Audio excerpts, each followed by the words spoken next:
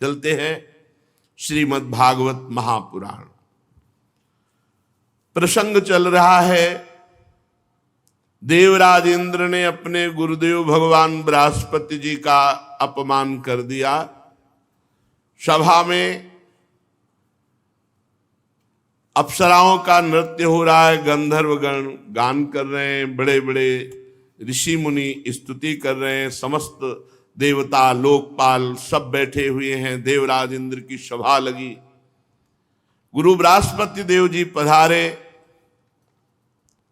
गुरुदेव के आने पर समस्त लोकपाल सहित देवता खड़े हो गए, पर देवराज इंद्र इंद्राणी के साथ वैसे ही बैठे रहे, ना कोई हाथ जोड़ना, ना कोई नमस्कार मुद्रा, बस घमंड। ये हो जाता है, अगर भगवत विमुख वृत्ति हो जाए तो घमंड बहुत जल्दी चढ़ जाता है, और घमंड हो जाए तो बड़ा से बड़ा अपराध हो जाता है। देवगुरु बृहस्पति जी ने देखा कि देवराज इंद्र को त्रिभुवनपति होने का बड़ा घमंड है, इसीलिए खड़ा नहीं हुआ, आदर नहीं किया, वापस लौट गए। जब वो वापस लौट गए तब बुद्धि होश में आई और अपनी बड़ी निंदा की सभा में कि मैंने अपने गुरुदेव का अपमान कर दिया। हाय, ये त्रिभुवनपति पद कितना मदांध करने वाला है कि परम ज्ञानी परम कृपालु भगवान बृहस्पति जी जो हमारे गुरुदेव हैं उनका हमने अपमान कर। अब क्या दौड़े, बृहस्पति जी त्रिका लग गया, उन्होंने देखा कि वो आ रहा है तो अंतर्ध्यान हो गए, और ऐसी जगह एकांत में हो गए कि इंद्र ध्यान करने पर भी नहीं ढूंढ पाए। अब घबरा गए। उनको घबराहट इस बात की हुई कि गुरुदेव नाराज हो गए, ये बात दैत्यों को पता चलेगी तो आक्रमण कर देंगे, और ऐसा ही हुआ। दैत्यजन भगवान शुक्राचार्य जी को गुरु मानते, बड़े पवित्र भाव से आराधना करके उनको अनुकूल कर लिया था। जे ही पता चला कि इनके गुरु से बिगड़ गई, बस फिर आक्रमण करके खूब मार काट मचाई, देवताओं को भगा दिया, देवलोक से देवताओं को भगा दिया। देवराज इंद्र कुछ मुख्य देवताओं के साथ ब्रह्मा जी के पास गए, ब्रह्मा जी से विनय की। ब्रह्मा जी ने कहा तुम्हारा गुरु अपराध बन गया, अब तुम किसी को गुरु बनाओ और वो तुम्हारी रक्षा का भार ले, समर्थ हो तो तुम विजय प्राप्त कर सकते हो। तो ब्रह्मा जी से प्रार्थना की कि हमारा गुरु बनने योग्य कौन है त्रिभुवन में? तो कहा त्वष्टा के पुत्र विश्वरूप जी। विश्वरूप जी बड़े ही जितेंद्रिय, धर्मनिष्ठ, वेदज्ञ और तपस्या के धनी हैं। वो यदि आपके गुरु बनने का पद स्वीकार कर ले तो वो विजय दिला सकते हैं, पर उनमें एक बात है कि उनकी माता दैत्य वंश की है, तो ये भांजे हुए दैत्यों के, तो ये तुम्हारे गुरु तो बनेंगे पर इनका प्रेम दैत्यों के प्रति है, अगर उसको क्षमा कर सको तो ये तुम्हें विजय दिला देंगे। त्वष्टा के पुत्र विश्वरूप जी के पास देवराज इंद्र और बड़े बड़े लोकपाल गए, विनय की और कहा हम आज्ञा भी करते हैं क्योंकि हम श्रेष्ठ देवता हैं, आप हमारे गुरु पद पर विराजमान हो। हमारी प्रार्थना भी है, हमारी आज्ञा भी है। विश्वरूप जी ने कहा यद्यपि ये निंदनीय है, ये बुद्धि को भ्रष्ट कर देता है, पर जब आप हमारे यहाँ अतिथि रूप से आए और आप ऐसी आज्ञा भी कर रहे हैं और प्रार्थना भी कर रहे हैं, तो मैं आपके गुरु पद को स्वीकार करता हूं। और दिव्य वैष्णवी विद्या का प्रयोग किया। समस्त देवताओं के जो अंग भंग हो गए थे सब पुष्ट हो गए, और वैष्णवी विद्या के बल से पुनः देवराज इंद्र को स्वर्ग पर स्थापित किया और कहा मैं एक कवच का गायन करता हूं, जैसा कहूं वैसे आचमन अंगन्यास करन्यास करके फिर तुम्हें कोई भी भेद नहीं सकता, कोई पराजित नहीं कर सकता, और उस कवच का नाम नारायण कवच है। त्रिलोकी का राज्य जब देवराज इंद्र को प्राप्त हुआ तो विश्वरूप जी ने कहा शांत होकर एक सात देवता लोग कवच सुनो, उसे कोई भी कभी भी परास्त नहीं कर सकता। उसका नाम है नारायण कवच। चाहे जितना आक्रमणकारी कोई शत्रु हो, भूत हो, प्रेत हो, कुछ भी, मारण, मोहन, वशीकरण, उच्चाटन के ऊपर कोई प्रभाव नहीं पड़ सकता। श्री सुखदेव जी कहते हैं, परीक्षित, देवराज इंद्र और समस्त देवताओं को नारायण कवच का उपदेश विश्वरूप जी ने किया। देवराज इंद्र किसी को कभी भी कहीं कोई भय का अवसर हो तो उसके कभी कोई भी आक्रमण, किसी भी तरह की हानि नहीं कर सकते। मंत्र का आक्रमण, अस्त्र का आक्रमण, कोई भी।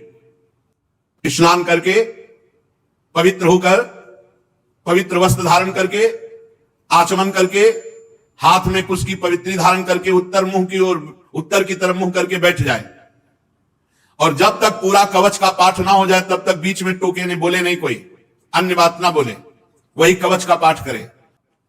समग्र ऐश्वर्य, धर्म, यश, लक्ष्मी, ज्ञान, वैराग्य परिपूर्ण भगवान नारायण, भगवान श्री हरि। बड़ी महिमा है इस नारायण कवच की। ध्यान करे, भगवान श्री हरि गरुड़ जी की पीठ पर अपने चरण कमल रखे हुए हैं। अणिमादि आठों सिद्धियां हाथ जोड़े भगवान के सामने खड़ी है। 8 हाथों में शंख, चक्र, ढाल, तलवार, गदा, बाण, धनुष, पास धारण की हुई है। ओमकार स्वरूप प्रभु ऐसे सामने ध्यान करके फिर शुरू करे, ओम हरिर विदध्यान मम सर्व रक्षाम नस्तांग पदमा पतगेंद्र पृष्ठे दरारि चरमा सिगदे सुचाप पाषाण दधानोष्ट गुणोष्ट बाहु। सब ओर से मेरी भगवान नारायण रक्षा करे। मत्स्य मूर्ति भगवान जल के भीतर जल जंतुओं से और वरुण के पास से मेरी रक्षा करे। माया से ब्रह्मचारी रूप धारण करने वाले वामन भगवान और स्थल पर विश्व रूप त्रिविक्रम भगवान आकाश में मेरी रक्षा करे। जिनके घोर अट्टहास से दिशाएं गूंज उठी, गर्भवती दैत्य पत्नियों के गर्भ गिर गए, वे दैत्य युद्ध पतियों के शत्रु भगवान नरसिंह हमारी जंगल में, किले में, रणभूमि में, विकट स्थानों में मेरी रक्षा करें। अपनी दाढ़ों पर पृथ्वी को धारण करने वाले यज्ञ मूर्ति वाराह भगवान मार्ग में रक्षा करें।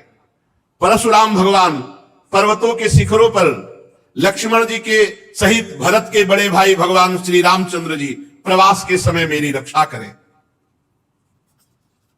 भगवान नारायण मारण, मोहन, भयंकर अविचारों से, सब प्रकार के प्रमादों से मेरी रक्षा करें।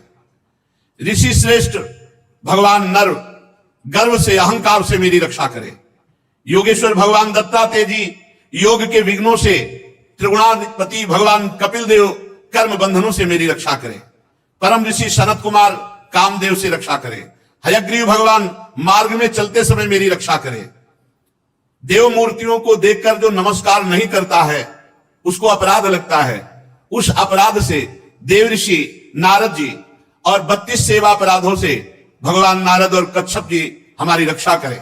कल जहां विश्राम हुआ था वो था 32 सेवा अपराधों से भगवान नारद जी हमारी रक्षा करें, और जो हमसे पाप कर्म बन गए हैं, हमें नरक ले जाने वाले हैं, उनसे कच्छप भगवान हमारी रक्षा करें।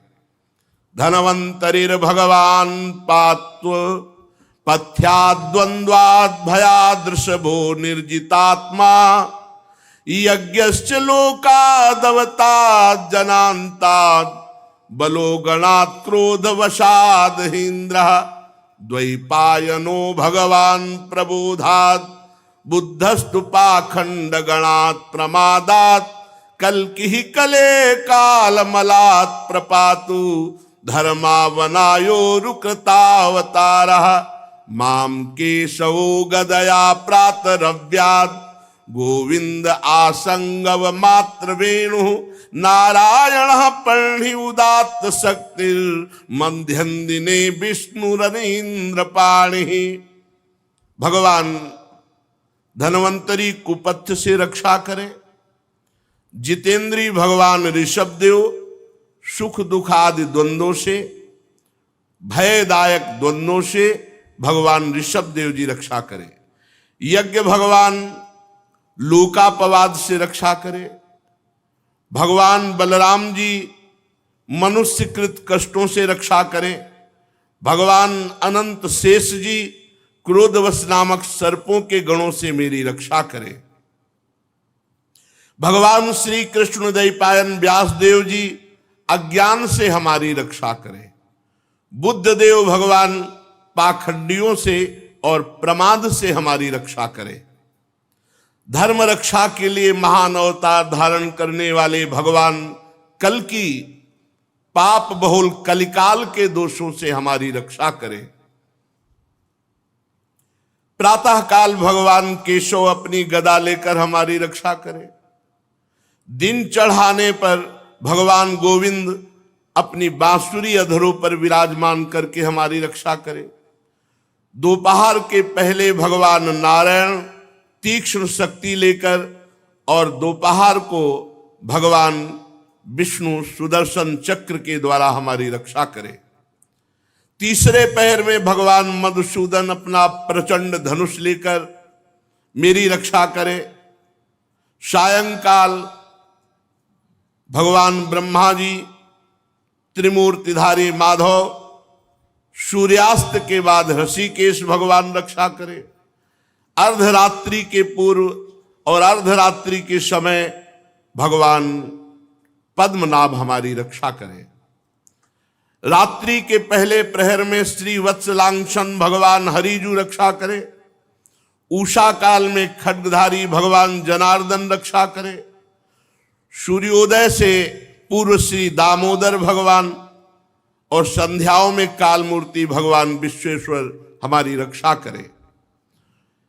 हे सुदर्शन चक्र, आपका आकार चक्र की तरह है जैसे रथ का पहिया। आपके किनारे का भाग प्रलयकालीन अग्नि के समान अत्यंत तीव्र है। आप भगवान की प्रेरणा से ही भक्त रक्षा के लिए जाते हैं और सदैव आप घूमते रहते हैं। जैसे आग वायु की सहायता से सूखे घास फूस को जला डालती है, ऐसे ही आप जो भगवान की शरण में हैं उनके विघ्नों को, कष्टों को, पापों को और दुष्ट जनों को शीघ्र से शीघ्र जला दीजिए, जला दीजिए।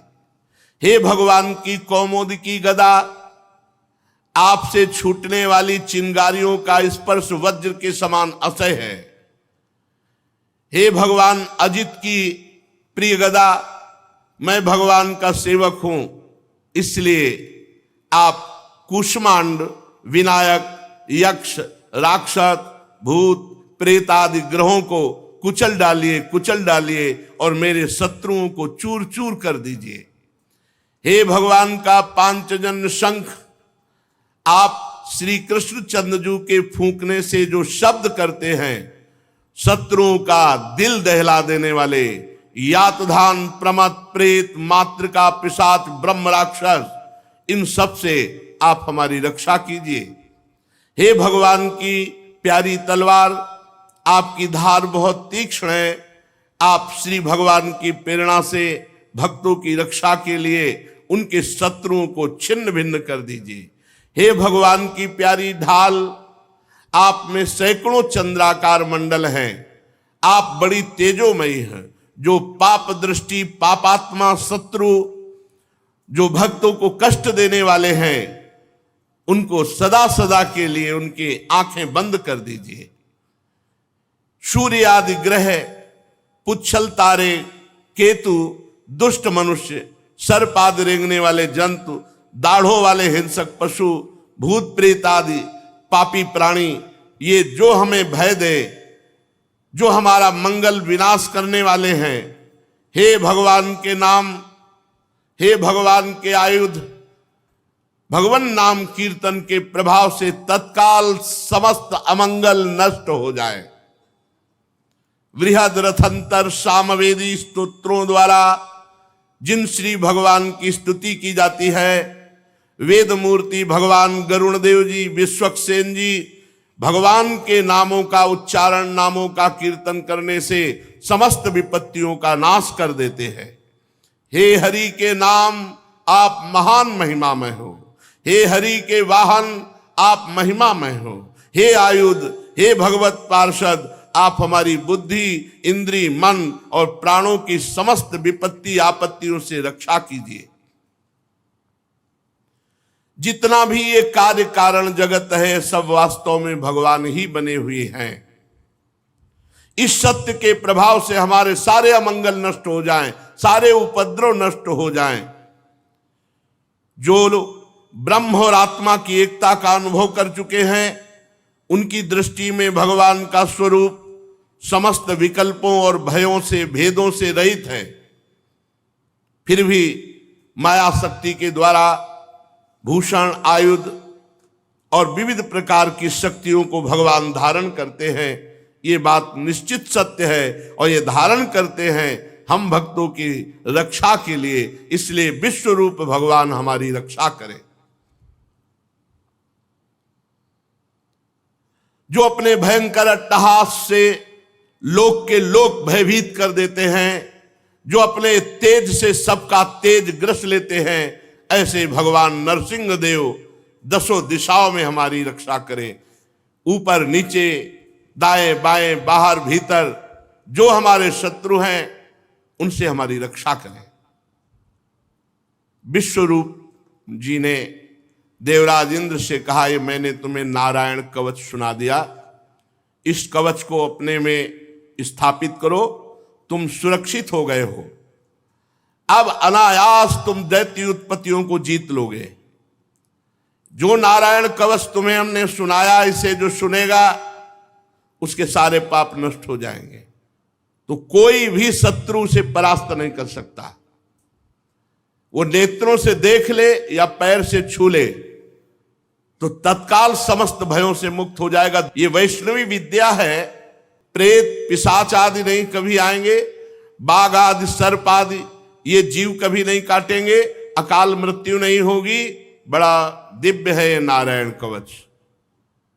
प्राचीन काल की बात है कि एक कौशिक गोत्री ब्राह्मण इस नारायण कवच को धारण करके उसका शरीर मरुभूमि में छूट गया था।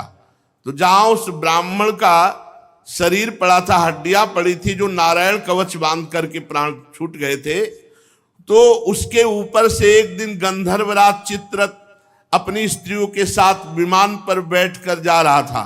जे भी उन हड्डियों के ऊपर से निकला, ते ही विमान खोपड़ी के बल उल्टा होकर के गिर पड़ा। इस घटना से बड़ा आश्चर्य हुआ उसको।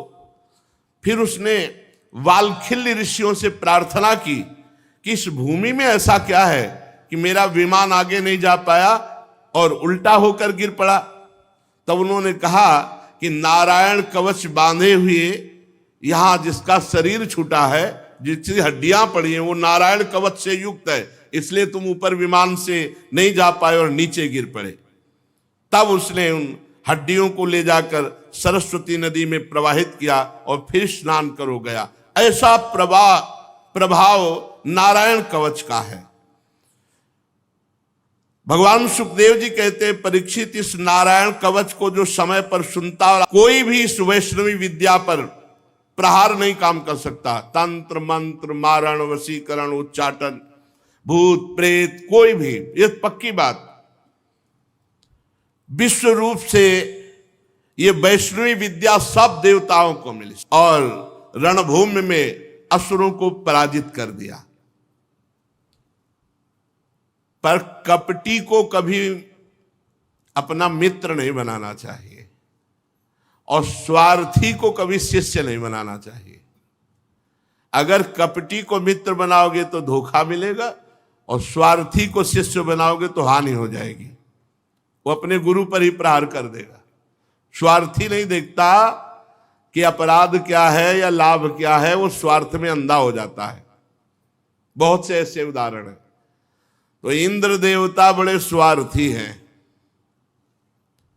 जब जरूरत पड़ी थी तो गुरुदेव प्रणाम और नमस्कार, जब नारायण कवच पहनाकर विश्व विजयी बनाकर त्रिभुवन पति पर पद पर बैठाल दिया, तब देखो क्या व्यवहार करते हैं। स्वार्थी का व्यवहार कैसा होता है। 3 रूप सिर थे विश्वरूप जी के, 3 जैसे ब्रह्मा जी के 4 मुख, तो विश्वरूप जी के 3 मुख थे। एक मुंह से वो सोमरस पान करते थे, दूसरे से सुरा पीते थे, तीसरे से अन्न खाते थे। पिता इनके त्वष्टा थे, ये देवताओं में श्रेष्ठ है। इसलिए ये जब यज्ञ करते तो ऊंचे स्वर से देवताओं की वृद्धि हो ऐसा आहुति देते, और धीमे स्वर से दैत्यों की वृद्धि हो ऐसा आहुति देते, क्योंकि दैत्य कुल की माता थी, ये दैत्यों के भांजे हुए, और त्वष्टा देवता थे, उनके ये पुत्र थे। तो जब गुरु पद पे बैठे तो उच्च स्वर से आहुति देते देवताओं की बल वृद्धि हो, और धीमे स्वर से आहुति देते कि दैत्यों की भी, क्योंकि वो मामा है, माता उसी कुल की थी। देवराज इंद्र जब त्रिभुवनपति पद पर बैठ गए, नारायण कवच धारण कर लिया, विश्वरूप जी ने उनको जिता भी दिया। भले वो धीमे स्वर से आहुति पर गुरु पद में थे, तुम्हें जिता दिया, तुम्हें जो चाहिए वो मिल गया। देवराज इंद्र को सूचना मिली कि ये धीमे स्वर से आहुति देते हैं दैत्यों की बल वृद्धि की। इंद्र भयभीत हो गए। उन्होंने जाकर के बड़ी फुर्ती से तीनों खोपड़ी काट ली। गुरुदेव विश्वरूप जी की, बड़ा स्वार्थी, ये अक्षम्य अपराध।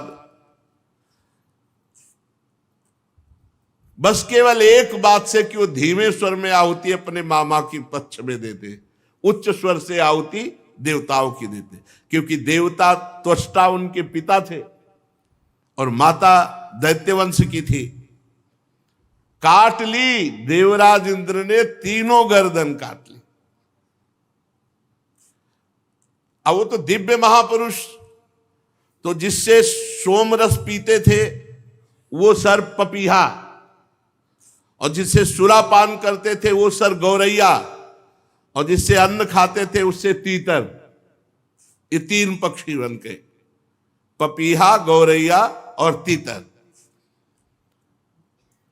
अब गुरु हत्या लग गई पीछे देवराज इंद्र के, ब्रह्म ऋषि और गुरु पद पे। पर यही एक कपटी को कभी मित्र न बनावे, स्वार्थी को कभी शिष्य न बनावे। स्वार्थी को स्वार्थ पूर्ति के लिए गुरु मानेगा, भगवान मानेगा, जहां उसका स्वार्थ पूर्ण हुआ फिर नहीं। विश्वरूप के जे ही गर्दन काटी तो 3 पपीहा, गौरैया और तीतर, और ब्रह्म हत्या, गुरु हत्या देवराज इंद्र के पीछे। अब हटा सकते नहीं थे, इतनी सामर्थ्य नहीं थी। ब्रह्म हत्या ऊपर सवार हो गई, हाथ जोड़ करके कांपने लगे। बहुत उपाय किया, 1 वर्ष तक भयंकर पीड़ा, भयंकर कष्ट, कहीं ठौर नहीं। सिंहासन में बैठ नहीं सकते जाके। अब ये बड़े बड़े ऋषियों से पूछते हैं अपनी शुद्धि का उपाय। तब सब ऋषियों ने मिलकर के देवराज की जो गुरु हत्या करने पर ब्रह्म हत्या हुई उसके 4 विभाग किए। एक पृथ्वी को हिस्सा दिया, दूसरा जल को हिस्सा दिया, तीसरा वृक्ष को हिस्सा दिया, और चौथा स्त्रियों को हिस्सा दिया। ब्रह्म हत्या के 4 हिस्से कर दिए। पृथ्वी में ये वरदान दिया, पृथ्वी की जो ब्रह्म हत्या का स्वरूप है वो ऊषर भूमि है, और जल में जो ब्रह्म हत्या का स्वरूप है फेन बुदबुदा है, उसे हटा के ही गोता मारा जाता है। जब कभी जल में तो फिर ऐसे गोता मारा जाता है। ऊषर भूमि में कोई अनुष्ठान नहीं किया जाता, वो अपवित्र भूमि मानी जाती है। और वृक्ष में जो गोंद निकलती है, और माताओं बहनों में जो मासिक धर्म होता है, इसे ब्रह्म हत्या कहा जाता है। 3 दिन तक किसी भी तरह माता बहनों को रसोई स्पर्श करना या पवित्र कार्य करना निषेध किया गया है। 3 दिन तक एकांत सेवन करते हुए अंदर भगवान नाम जप करते हुए व्यतीत करे। ये उस समय ब्रह्म हत्या का ये आवेश जो 3 दिन तक मासिक धर्म होता है, हमारी शास्त्रीय पद्धति ऐसा है।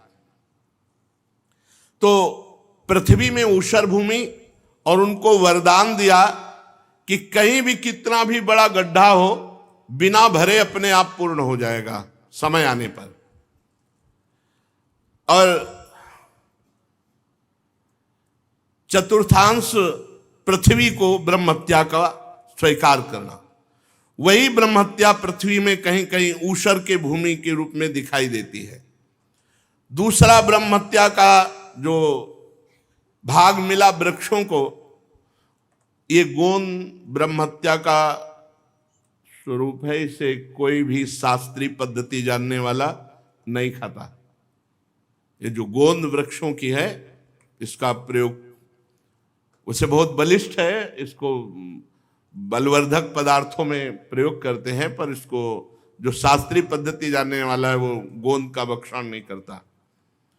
उनको वर्ण मिला कि कोई भी हिस्सा कट जाने पर फिर तुम पुनः जम जाओगे, और गोंद के रूप में ब्रह्महत्या दिखाई पड़ती। स्त्रियों में मासिक धर्म के रूप में ब्रह्महत्या का जो महीने में रज के रूप में दिखाई पड़ती है, उस समय किसी का स्पर्श करना, रसोई आदि का स्पर्श करना, भगवत विग्रहों की सेवा कर, यह सब निषेध किया गया है। जल ने जो चतुर्थांश स्वीकार किया, वो फेन बुदबुदा काई, और उनको वर मिला कि कितना भी खर्चा किया जाए तुम घटोगे नहीं, बढ़ते ही जाओगे, तुम्हारी बढ़ती। इस तरह जो ब्रह्म हत्या थी वो 4 भागों में ऋषियों ने मिलकर के विभाजित किया: पृथ्वी, जल, वृक्ष और स्त्रियां। ऊषर भूमि, फेन बुदबुदा काई, गोंद और मासिक धर्म। अब विश्वरूप की मृत्यु के बाद उनके पिता त्वष्टा बहुत दुखी हुए कि बड़े छलिया देवता है, जरूरत पड़ी तो आए, गुरु के पद में वर्ण किया, और जब काम हो गया तो गर्दन उड़ा दी। बहुत विचित्र है। तो उन्होंने एक यज्ञानुष्ठान किया कि हम अपने पुत्र का बदला लेंगे। हतपुत्रस्ततस्त्वष्टा जुहावेन्द्राय सत्रवे, इंद्र शत्रु विवर्धस्व मां चिरम जहि विद्विषम। विश्वरूप की मृत्यु के बाद त्वष्टा ने एक यज्ञ किया, हे इंद्र शत्रु, तुम्हारी अभिवृद्धि हो और शीघ्र से शीघ्र तुम अपने शत्रु को मार डालो। इस मंत्र से इंद्र का शत्रु उत्पन्न करने के लिए यज्ञ किया। यज्ञ समाप्त होने पर अन्वार पचन नामक अग्नि, दक्षिणाग्नि से जो ही यज्ञ पूर्ण हुई तो एक बड़ा भयावना दैत्य प्रकट हुआ।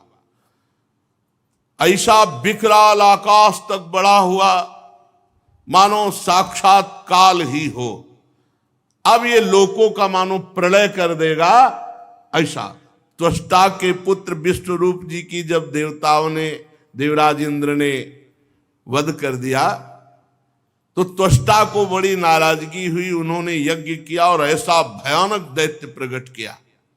परीक्षित पहाड़ के समान काला, बड़ा डील डोल और संध्याकालीन बादलों के समान कांति, सिर के बाल, दाढ़ी, मूछ तपे हुए तांबे के समान लाल रंग के, नेत्र ऐसे लगते जैसे दोपहर के प्रचंड 2 सूर्य, चमकता हुआ 3 नोकों वाला त्रिशूल, और जे ही पग बढ़ाया तो पृथ्वी डगमगाने लगी जैसे नौका पे कोई बलवान गजराज चढ़ रहा हो।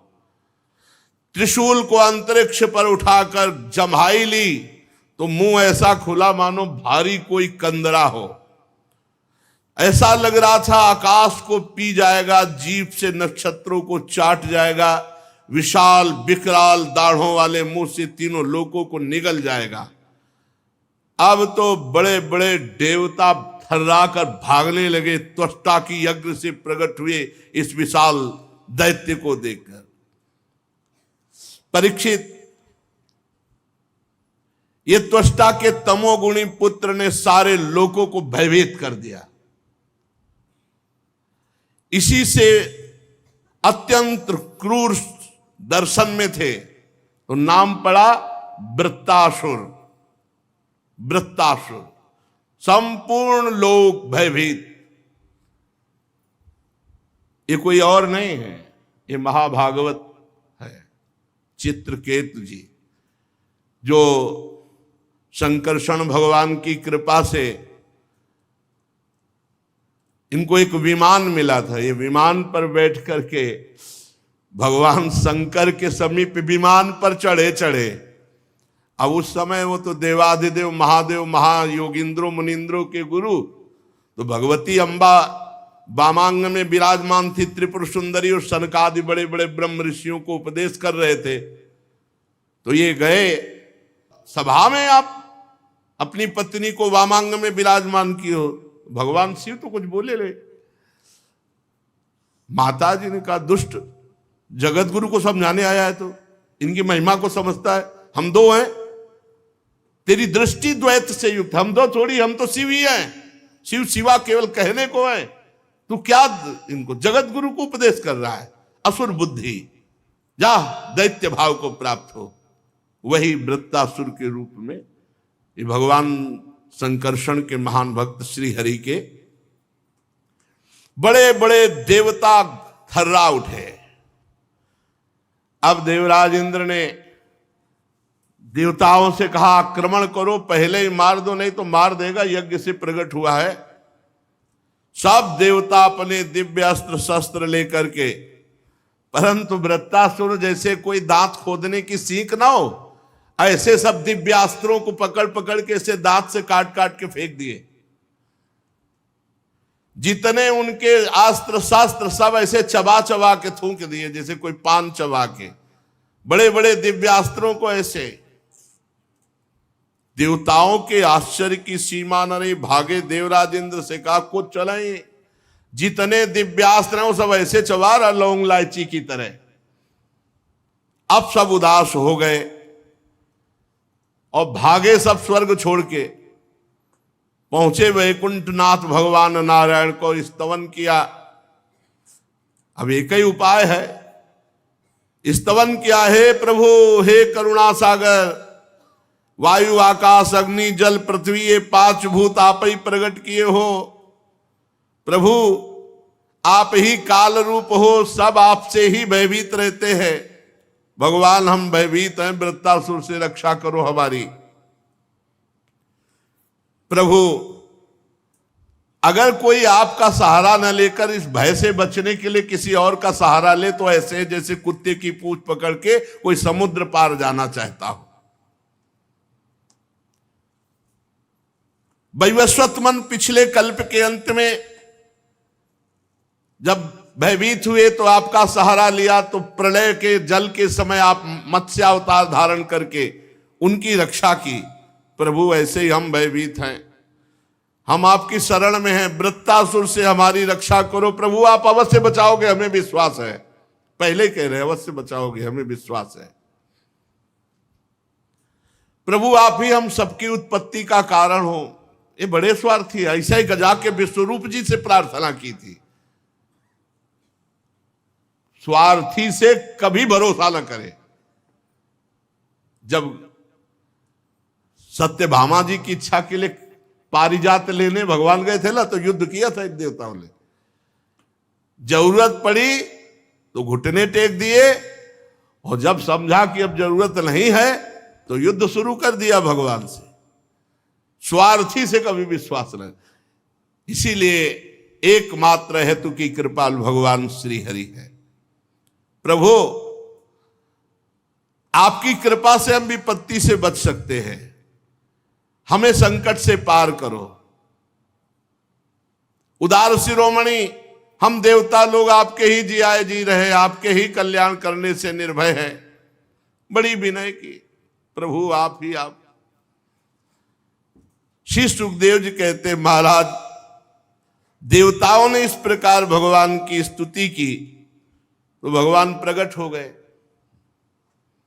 और भगवान के शरतकालीन कमल के समान खिले हुए नेत्र 16 पार्षद भगवान की सेवा में, बड़े ही सुंदर भगवान का सौंदर्य, वक्षास्थल श्रीवत्स का चिन्ह, गले में कौस्तुभ मणि, सब देवता साष्टांग धरती पर लौट गए। दृष्ट्वा तम वनौ सर्वौ ईक्षणाह्लाद विक्लवाहा दंडवत पतिता राजन छनैरुत्थाय तुष्टौ। भगवान को देख सब साष्टांग दंड के समान लेट गए, धीरे धीरे उठे हाथ जोड़ करके। फिर भगवान से, हे भगवान आप ही यज्ञ में स्वर्ग आदि देवताओं को शक्ति देने वाले हो, आप ही यज्ञ के फल देने वाले हो, आप ही यज्ञ में विघ्न डालने वाले दैत्यों का नाश करने वाले हो, इसलिए प्रभु हम आपको बार बार नमस्कार करते हैं। आपके अनंत नाम हैं, आपके नामों की सीमा नहीं है। प्रभु सतोगुण रजोगुण तमोगुण, इन तीनों गुणों के अनुसार उत्तम मध्यम निकृष्ट गतियां वो सब आप देते हो, आप ही गतियां देने वाले हो। प्रभु इस कार्य कारण जगत रूप के स्वामी आप ही हो। हे भगवान आपकी अगणित महिमा है, आपकी लीला का रहस्य जानना बड़ा कठिन है। हे भगवान हम ठीक ठीक सृष्टि के कार्य को समझ नहीं पाते, कब क्या कैसा, और ये सब आप करने वाले हो। प्रभु आप अंतर्यामी हो, आप अंतरात्मा हो। नाथ श्रुतियां आपका केवल नेति नेति कह के वर्णन करती है। हे मधुसूदन आपकी महिमा रस का अनंत समुद्र है, उन्हें नन्हे से सीकर एक बार थोड़ा सा कोई आनंद चख ले तो परमानंद में डूब जाता है। प्रभु जो थोड़ा सा नाम का स्वाद चख ले, थोड़ा सा आपकी महिमा प्रेम रस की चख ले, तो उसको लोक परलोक के सारे विषय विष के समान लगने लगते हैं, वो सब भुला देता है और आपके प्रेम में उन्मत्त हो जाता है। जानते हैं देवता ये बात, लेकिन वो प्रेम में मगन नहीं हो सकते, इतना विषय विलासिता है। हे मधुसूदन आपके प्यारे भक्तजन आपके चरण कमलों की सेवा में मगन रहते हैं, और जो आपकी चरण सेवा में मगन रहते हैं, जन्म मृत्यु रूप संसार चक्र कभी उनको छू नहीं सकता। कल्याण का कल्याण हो गया। प्रभु आपकी महिमा त्रिलोकी में कोई गा सके ऐसा। आप हमारे पिता हैं, पितामह हैं, सब कुछ है, आप हमारी रक्षा कीजिए। हे प्रभु इस वृत्तासुर से हमारी आप रक्षा कीजिए। आप अचिंतेश्वर संपन्न जगत के परम गुरु हैं, सर्वशक्तिमान श्री कृष्ण। हम नहीं जानते कि कितना बल है वृत्तासुर का, पर इतना जानते हैं कि वो स्वर्ग को निगल सकता है। हमारे अस्त्र शस्त्र से सब चबा गया, अगर आप उपाय नहीं बताओगे तो स्वर्ग को निकल जाएगा, वो तीनों लोकों को ग्रस जाएगा। प्रभु आप मार डालो, प्रभु आपकी कीर्ति होगी, आप मार डालो, आपकी बड़ी प्रशंसा होगी। अब जब हे प्रभु हम आपको नमस्कार करते हैं, जब देवताओं ने भगवान की स्तुति इस तरह की तो भगवान ने कहा ठीक है हम आप पर प्रसन्न हैं। देव शिरोमणियों जब हमारा कोई आश्रय ले लेता है तो हर संकट से हम उसे बचाते हैं। अब कोई ऐसा संकट नहीं है जो दुर्लभ हो और हटाया न जा सके। जो पुरुष मेरी शरण में आ जाता है मैं उसकी इच्छा की पूर्ति कर देता हूं। मुक्ति चाहता है तो मुक्ति, भोग चाहता है तो भोग, जो चाहता है, संकट निवृत्ति चाहता है तो संकट निवृत्ति। पर जो मेरी आराधना करते हैं वो जब मेरे से विषय मांगते हैं, ध्यान से सुन लेना, जो मेरी आराधना करते हैं मेरे भक्त हैं, और जब वो मेरे से विषय मांगते हैं तो जैसे रोगी से कोई कुपथ्य मांगे तो नहीं देता, ऐसे मैं उसे नहीं देता। हमारे भगवान कितने कृपालु हैं। रोगी से जैसे कुपथ्य मांगे मरीज तो नहीं देता, ऐसे जब मेरे भक्त मेरे से विषय मांगते तो मैं उसे नहीं देता।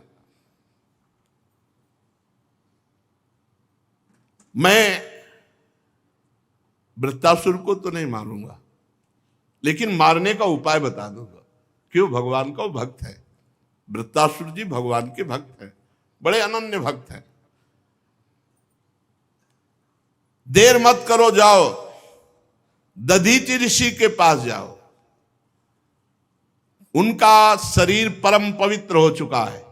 उपासना, व्रत, तपस्या, भजन से रोम रोम, नस, नाड़ी, हड्डी सब पवित्र हो गई है। उनसे उनका शरीर मांग लो। दधीचि ऋषि ब्रह्मबोध संपन्न महापुरुष है। जो ही शरीर मांगोगे वो दे देंगे। ब्रह्मबोध संपन्न महापुरुषों को शरीर से तनिक भी प्रियता नहीं होती। अश्वनी कुमारों को घोड़े के सिर से उपदेश करने के कारण उनका एक नाम अश्वशिरा भी है। उनकी उपदेश की हुई अध्यात्म विद्या के प्रभाव से अश्वनी कुमार जीवन मुक्त हो गए हैं। जाओ अथर्ववेदी दधीचि ऋषि से ये जो नारायण कवच तुमने सुना, ये दधीचि ऋषि ने त्वष्टा को सुनाया, त्वष्टा ने विश्वरूप को, विश्वरूप ने तुम्हें, उसी से तुम विजय को प्राप्त हुए और उन्हीं विश्वरूप को मारा। इसीलिए त्वष्टा ने बदले के लिए इनको प्रकट किया है। जाओ तुम मांगो जाकर शरीर दधीचि ऋषि से, और अश्वनी कुमार को साथ ले जाना, वो अवश्य दे देंगे। फिर उनके शरीर से उनकी हड्डियां निकालना और उन हड्डियों को विश्वकर्मा के द्वारा एक आयुध अस्त्र तैयार करना। उस अस्त्र में इतनी सामर्थ्य होगी कि वृत्तासुर का सर काट लेंगे, अन्यथा कोई अभी तक अस्त्र ही नहीं है। दिव्यास्त्रों को तो लौंग इलायची की तरह वृत्तासुर जी चबा रहे थे। वृत्तासुर के मर जाने पर तुम लोगों को फिर से तेज अस्त्र, शस्त्र और संपत्तियां प्राप्त होंगी। जाओ, तुम्हारा कल्याण हो। और संभावी जो मेरी शरण में आ जाता है उसके सारे संकटों की निवृत्ति हो जाती है। श्री सुखदेव जी कहते, परीक्षित, विश्व के जीवन दाता श्री हरि इंद्र और देवताओं को ऐसा आदेश देकर अंतर्धान हो गए। अब देवता लोग अथर्ववेदी दधीचि ऋषि के पास जाकर के साष्टांग दंडवत की और दधीचि ऋषि से कहा कि भगवान ने आदेश किया है कि आप अपना शरीर हमें दे दो।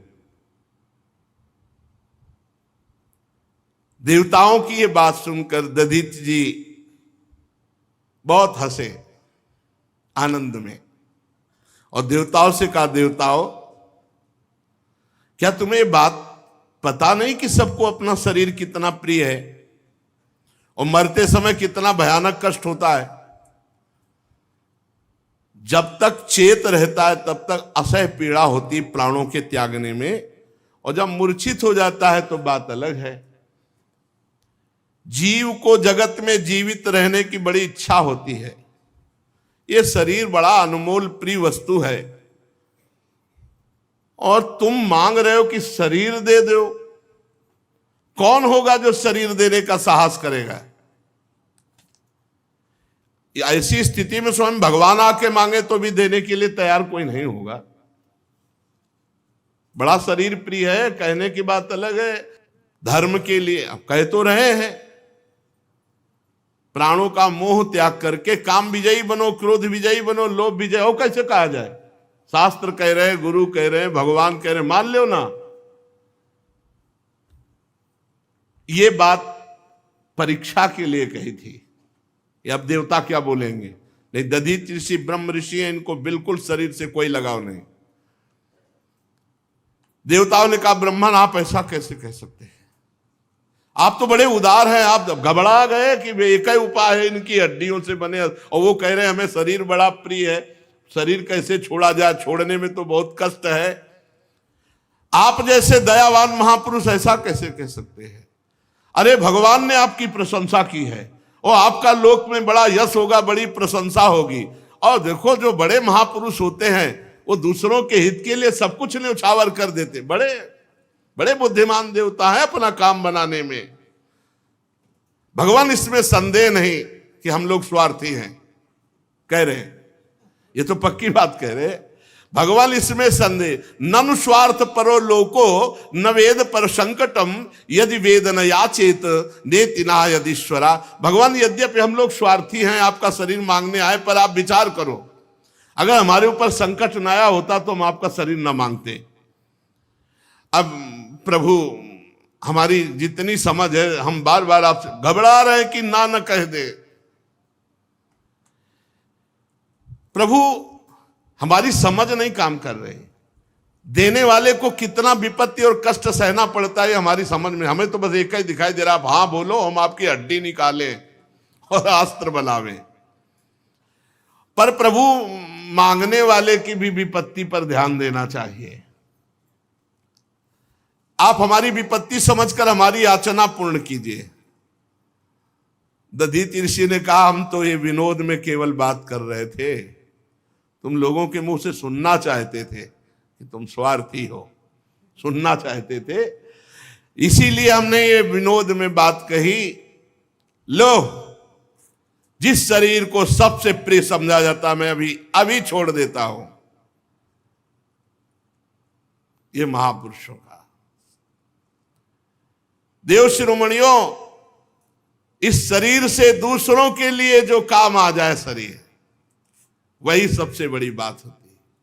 नहीं तो क्या पेड़ पौधे और शरीर में क्या फर्क, अगर ये शरीर दूसरों के काम में ना आए। जिंदगी का परम रहस्य है ये कि जन्म से लेकर मरण तक कोई एक ऐसा तो कार्य कर लो जो दूसरे की रक्षा की हो, दूसरे के काम में आया हो।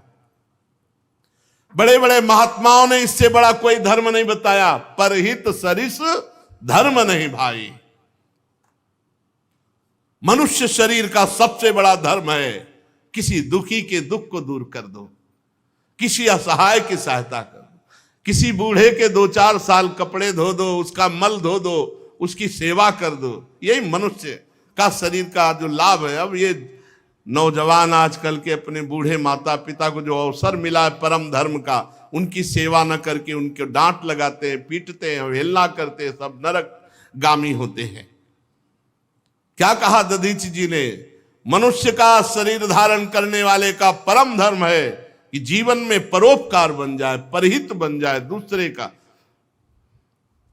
एक बार महाराज जी ने कहा कि अगर किसी की सौंच धोने को मिल जाए, सेवा करने को मिल जाए, लंगोटी धोने को मिल जाए, कफ आदि फेंकने को मिल जाए, तो यह अहंकार नष्ट हो जाए। उनका खोजो, कभी सेवा मिल सकती है। गुरु प्रसाद से श्रीधर बाबा की सेवा मिली। सच्ची कहते हैं, जो दूसरों की सेवा से हृदय का अहम गलित होता है वो किसी और उपाय से नहीं होता। सेवा मिल जाए बस। कोई कराह रहा है, उसके बढ़िया सब कपड़े, अपवित्र कपड़ों को धो करके सुखाकर उनको पहनाना, उनको भोजन पवाना, भगवान की तरह उसकी एक किसी शरीर की सेवा मिल जाए 2-4 साल, पूरे जिंदगी के मल का सफाया हो जाएगा। बहुत बड़ा कार्य है पर सेवा करना। जगत का ये शरीर, ये धन, ये जन, ये बल, ये वैभव, ये सब क्षण भंगुर है। यदि ये किसी के काम में आ गया, यही सार्थक है, किसी के काम आ जाए। कितने दुख की बात है, मरण धर्मा शरीर से दूसरों का उपकार न करके दूसरों का शोषण करते हुए जो मरते हैं, बड़ी हानि कर ली, बड़ी हानि कर ली।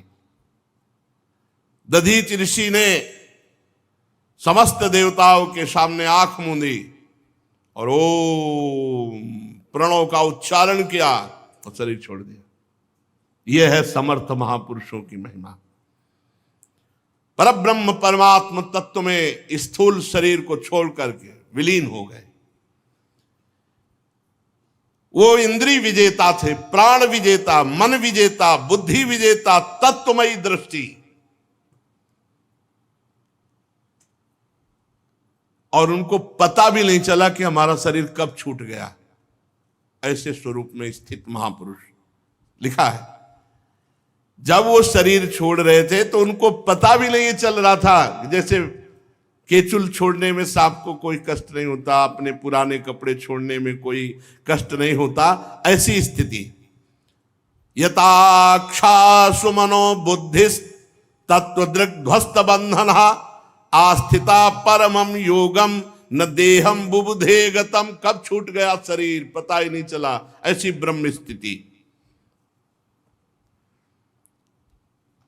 अब तो विश्वकर्मा के द्वारा महर्षि दधीच की हड्डियों से अस्त्र बनाया गया, जिसका नाम हुआ वज्र।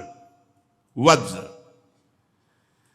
अब दधीच ऋषि की अस्थियों से बना हुआ वज्र हाथ में लेकर समुद्र मंथन से निकले हुए ऐरावत हाथी पर विराजमान हुए।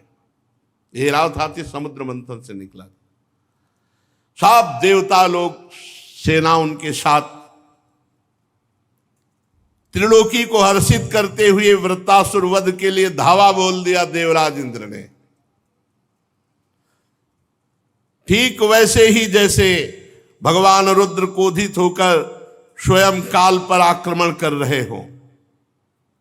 सेनापतियों के मन में बड़ा उत्साह था कि भगवान ने कहा है इस अस्त्र से वो मारा ही जाएगा। नर्मदा के तट पर दैत्यों ने आवाहन किया, ललकारा। देवता वहां देवराज इंद्र हाथ में वज्र लिए, रुद्र वसु आदित्य दोनों अश्विनी कुमार, पितृगण अग्नि मरुदगण ऋभुगण साध्यगण विश्व देवता, ये सब। और वृत्तासुर आगे अकेले पूरी पृथ्वी को डगमगाता हुआ, और पीछे दैत्य सेनापति उसकी नमुची संबर अनर्वा द्विमूर्धा ऋषभ अंबर हयग्रीव शंकुशिरा विप्रचित्री अयोमुख पुलोमा बृहस्परमा प्रहेति हेति उत्कल सुमाली माली, हजारों दैत्य पीछे। और दैत्य तो वैसे ही घमंडी स्वभाव के होते हैं, सिंहनाद कर रहे थे और देवसेना पर प्रहार करने लगे। गदा परिग बाण प्रास मुदगर तोमल शूल फरसा तलवार तोप भुषुंडी, इन सब से देवताओं को ढक दिया। कोई भी देवता ऐसे नहीं दिखाई दे रहा था जैसे बादल से सूर्य भगवान ढक जाए। परीक्षित, लेकिन ऐसा प्रभाव वज्र का, एक वज्र के प्रहार से हर अस्त्र के हजारों टुकड़े हो गए, क्योंकि ब्रह्म ऋषि दधीच की हड्डियों से बना हुआ हजार हजार टुकड़े एक एक अस्त्र के कर दिए। इतना दिव्यास्त्र वज्र। और प्रभाव ये कि दिव्यास्त्र वज्र के प्रभाव से किसी के पास कोई अस्त्र नहीं रह गया। दैत्यों के पास अस्त्र ही नहीं रह गए, सब नष्ट हो गए, अंतर्ध्यान हो गए। इतना दिव्य प्रभाव वज्र का, क्योंकि महान तपस्वी भजनानंदी भगवत प्राप्त महात्मा दधीच की हड्डियों का अस्त्र। तब वो देवसेना पर पर्वत उखाड़ उखाड़ के बरसाने लगे, बड़े बड़े पर्वत। तो जैसे अस्त्रों को काट दिया था वज्र ने, ऐसे पर्वतों को धूल बना के उड़ा दिया वज्र ने। जब वृत्तासुर ने देखा कि हमारे अनुयायी तो हर तरह से हार रहे हैं, तो एक भी देवता सकुशल ना बचे, इसलिए दुर्मद महाबली पृथ्वी को डगमगाता हुआ आगे बढ़ा। जैसे भगवत विमुख पुरुष का भगवत भक्त के ऊपर किया हुआ मारण मोहन वशीकरण उच्चाटन सब व्यर्थ हो जाता है,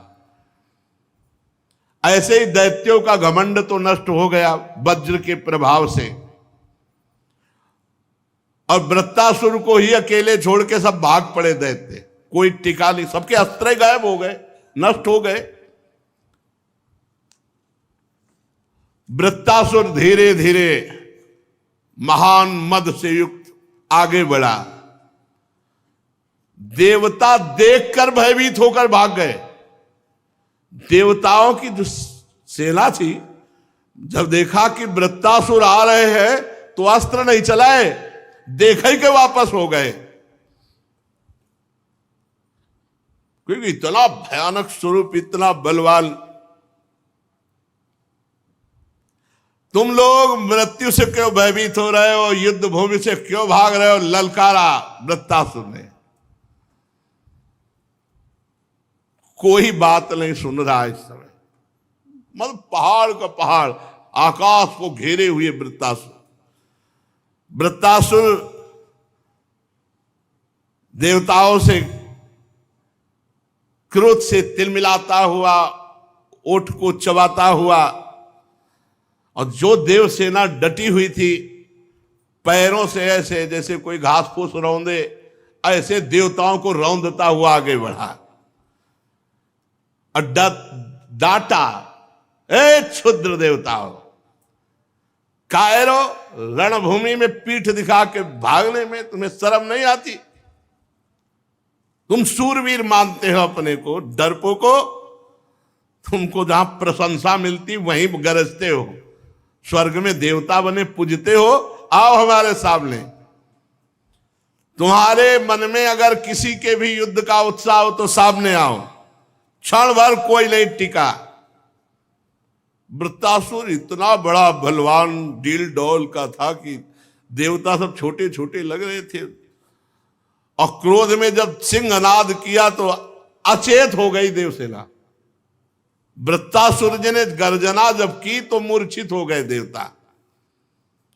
देवता मूर्छित है, ऐसा लग रहा है जैसे बिजली गिर गई हो सबके ऊपर, और उनको पैरों से रौंदते हुए आगे बढ़ रहा है।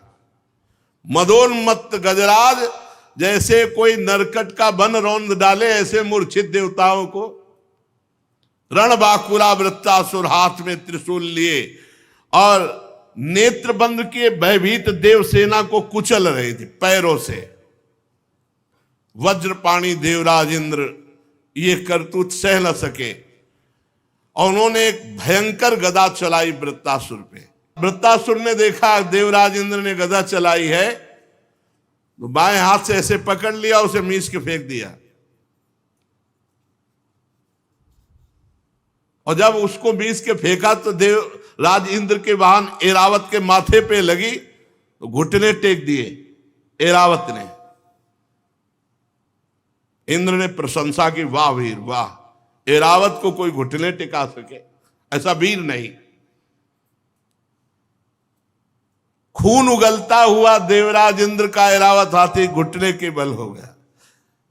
होश आया तो 28 हाथ पीछे गिरा जाके, चक्कर ऐसा 28 हाथ पीछे।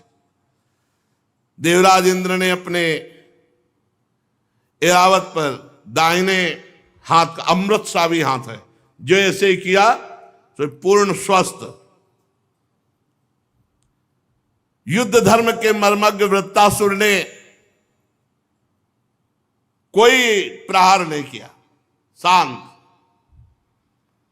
अमृतसावी हाथ से जब ऐरावत की व्यथा मिट गई, फिर स्वस्थ हुआ, रणभूमि में आ गया। वृत्तासुर ने देखा अपने गुरु विश्वरूप का वध करने वाला ये देवराज इंद्र है, और दधीच की हड्डियों से बना हुआ वज्र लेकर हमारे सामने आ गया है। तब कहा, ए क्रूर पाप कर्मा, वैसे तू लड़ने लायक भी नहीं है क्योंकि तू ऐसा अपराध करता है, पर मेरा आज बड़ा सौभाग्य का दिन है। पहला सौभाग्य कि विश्वरूप जैसे ब्रह्म ऋषि गुरु के हत्यारे को आज मैं मारूंगा। दूसरा सौभाग्य मैं तुम्हारे हाथ में देख रहा हूं, अगर नहीं मार पाया तो तू मुझे मारेगा, क्योंकि ये दधीच ऋषि ब्रह्म ऋषि की हड्डियों से बना हुआ वज्र है, ये निष्फल नहीं जाएगा। मेरा तो सौभाग्य ही है। अगर तुझे मार पाया तो मैं भाई के ऋण से उऋण हो जाऊंगा, क्योंकि तुष्टा के वो पुत्र थे, तुष्टा जी ने इनको भी प्रकट किया था। और अगर तेरे द्वारा मारा गया तो अहोभाग्य, क्योंकि ब्रह्म ऋषि की हड्डियों के द्वारा बने हुए इस वज्र से मैं मारा जाऊंगा। तू कितना पापी है, वृत्तासुर जी कह रहे हैं। तू यज्ञ में दीक्षित होकर जिनको गुरु पद में, उन्हीं को विश्वास दिला करके तलवार से उनके तीनों सिर काट लिए। निंदनीय मनुष्य, जैसे अपने स्वार्थ की पूर्ति के लिए यज्ञ पशु की हत्या कर दे, ऐसे तू देवता होकर, देवराज होकर अपने गुरु की हत्या कर दी। तेरी लज्जा कहां चली गई? कहां चली गई थी तेरी कीर्ति और तेरी बुद्धि? नीच कर्म करने वाला तो मरा हुआ होता है, तू तो राक्षसों से भी गया बीता है। ले अब मेरे त्रिशूल का वार सहे और देख इस त्रिशूल से तेरी कैसे मृत्यु होती है। पापी, आग जैसे जलाती है ऐसे तुझे मेरा त्रिशूल जलाएगा और नरक में जाएगा, क्योंकि गुरु अपराधी है। वहां नारकी जीव तुझे नोच नोच कर खाएंगे। देवता होकर तेरे जैसा नीच कर्म करने वाला मैंने नहीं देखा। मैं अपने तीखे त्रिशूल से तेरी गर्दन काटूंगा और तेरे खून से अपने भाई को पितृ तर्पण करूंगा। शांत हुआ, घबरा गया। पहले शांत हुआ, फिर देवराज ने कहा घबरा गया? अरे तू घबरा मत, तेरे हाथ में वज्र है और ये वज्र ब्रह्म ऋषि के अस्थियों से बना हुआ है। जब मैं त्रिशूल चलाऊं तो तू करना प्रहार, इसका प्रहार निष्फल नहीं जाएगा, मैं मारा जाऊंगा, घबरा मत। महाभागवत है, महाभागवत भगवान के परम प्रिय भक्त है। ये तो लीला है इनकी पार्वती जी के शाप से। देख, जब वज्र से मारा जाऊंगा तो मैं महापुरुषों की चरण रज का आश्रय लेने वाले महापुरुषों को जो गति होती है वो मेरी गति होगी। तू घबरा मत। देवराज, मैं तेरे सामने खड़ा हूं, तू मेरा शत्रु है और तेरे हाथ में जो है दिव्यास्त्र है, अमोघ है, ये व्यर्थ कभी नहीं होता, कभी व्यर्थ नहीं। देवराज इंद्र का वज्र कभी व्यर्थ, ये दधीचि ऋषि का प्रताप। तू संदेह मत कर कि जैसे तेरी गदा निष्फल हो गई तेरा वज्र भी निष्फल हो जाएगा। नहीं, ये अमोघ है, इसमें हरि विराजमान है और दधीचि ऋषि का तेज विराजमान। क्योंकि हरि जी ने बताया था ना, मैं देख रहा हूं इसमें हरि विराजमान है और दधीचि ऋषि का तेज विराजमान है। मेरे हरि ने मेरे मारने का उपाय तुझे बताया है और आज्ञा भी दी है, इसलिए ये वज्र कभी निष्फल नहीं होगा, डर मत। और एक बात सुन, जिस पक्ष में मेरे हरि होते हैं विजय उधर ही होती है, तेरी ही विजय होगी, डर मत, तेरी ही विजय होगी। विजय लक्ष्मी सारे गुण वहीं निवास करते हैं जहां श्री हरि। देवराज, थोड़ा समय दे, मैं अपने चित्त को अपने भगवान में लीन करूं और जब इशारा करूं तब वज्र से प्रहार कर देना। क्योंकि मैं जहां बड़े बड़े मुनिजन ध्यान करके पहुंचते हैं, मैं उन प्रभु का वरण करूंगा, उन प्रभु को प्राप्त करूंगा, उन प्रभु के समीप जाऊंगा। इसलिए जब वज्र का प्रहार करना, जब मैं इशारा कर दूं, क्योंकि मुझे थोड़ा समय दे, मैं इस समय अपने भगवान का ध्यान करूं। समय दे देते हैं, थोड़ी देर भगवान का ध्यान करते, शेष चर्चा आगे। श्री राधा वल्लभ लाल की।